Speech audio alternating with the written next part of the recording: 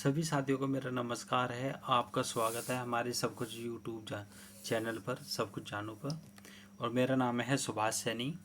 तो साथियों, what is the first phase of the Gaza crisis fire that Israel the Hamas agree on.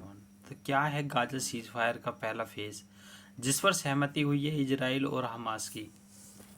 तो साथियों, इसके बारे में भारत ने भी कुछ अपनी तरफ से प्रतिक्रिया जाहिर की है। तो इजराइल और हमास ने अमेरिका मध्यस्थता में युद्ध विराम के पहले चरण पर सहमति जताई और समझौता के तहत लगभग 20 जीवित इजरायली जो बंधक रिहाई होंगे। बदले में इजराइल फिलिस्तीन बंदियों को मुक्त करेगा, गाजा में मानवीय सहायता पहुंचाई जाएगी और सैन्य अभियान निलंबित होंगे, जिससे स्थायी शांति की दिशा में पहल कदम उठा।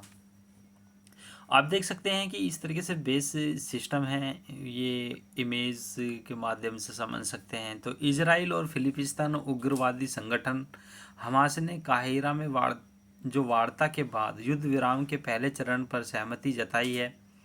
यह वार्ता अमेरिका राष्ट्रपति डोनाल्ड ट्रंप की 20 स्तरीय जो शांति योजना पर आधारित थी।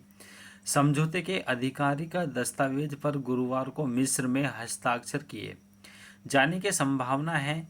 इसके साथ ही ट्रंप इसी सप्ताह के अंत में इजराइल और मिस्र की यात्रा करने वाले हैं। तो गाजा शांति योजना के पहले चरण में समझौते के पहले चरण के तहत हमास 7 अक्टूबर के हमले के बाद अब भी बंदी जो बनाए गए 48 इजराइलियों में से लगभग 20 जीवित बंधकों को रिहाई करने के जो इरादे हैं। इसके बदले इजराइल अपनी जेल में कैद फिलिस्तीनी जो बंदियों को रिहाई करेगा। अनुमानित रूप से इजराइल जो बंधक के बदले कम से कम 100 फिलिस्तीनी रिहाई किए जाएंगे। तो व्हाइट हाउस के अनुसार सभी इजराइल बंधकों के रिहाई होने के बाद इजराइल 250 फिलिस्तीनियों को रिहाई करेगा, जिन्होंने आजीवन कारावास की सजा दी है, और 1700 अन्य गाजावासियों को भी मुक्त करेगा, जिन्होंने महिलाओं और बच्चों शामिल हैं। साथ ही मृत इजराइल बंधकों के अवशेष के बदले इजराइल 15 मृतक गाजावासियों के अवशेष भी सौंपेगा। तो साथियों, इसमें फिर क्या है, कतर के विदेश मंत्रालय ने बताया है कि पहले चरण में गाजा में मानवतावादी सहायता में पहुंचाई जाएगी। ट्रंप योजना के अनुसार सभी सैन्य अभियान, जिसमें हवाई और तोपखाने की बमबारी शामिल है, निलंबित हो जाएंगे और युद्ध रेखाएं तब तक स्थिर रहेंगी जब तक पूर्ण चरणबद्ध वापसी की शर्तें पूरी नहीं हो पाती। युद्ध विराम की ऐतिहासिक उपलब्धि जो है, गाजा में युद्ध शुरू होने की दूसरी वर्षगांठ के कुछ दिनों बाद यह समझौता हुआ है कि ट्रंप ने इस ऐतिहासिक घटना को सफलता बताते हुए कहा है कि अरब और मुस्लिम जगत, इजराइल, सभी आसपास के देशों और संयुक्त राज्य अमेरिका के लिए एक महान दिन है। कतर, मिस्र और तुर्की के मध्यस्थों के जो धन्यवाद दिया है। इससे संभावना जताई जा रही है कि गाजा युद्ध 7 अक्टूबर 2023 से शुरू हुआ था, जब हमास ने दक्षिण इजराइल पर हमला किया। इस हमले में लगभग 1200 लोग मारे गए और 250 बंधक बनाए गए।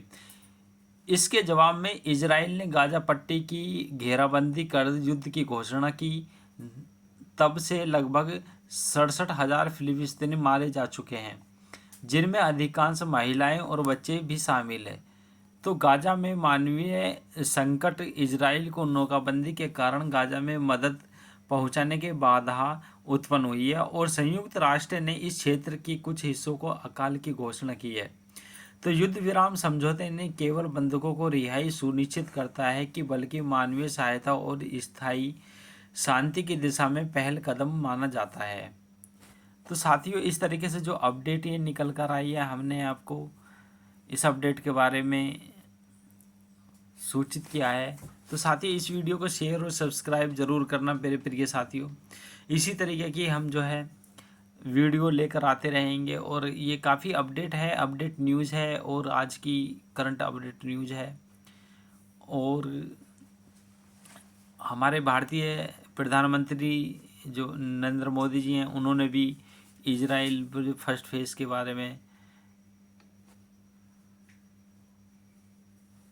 कुछ समझौते के लिए समीक्षा रखी है। तो साथियों इस तरीके से जो है भारत भी इनिशिएटिव ले रहा है। तो साथियों इस वीडियो को शेयर और सब्सक्राइब और बेल आइकन दबाकर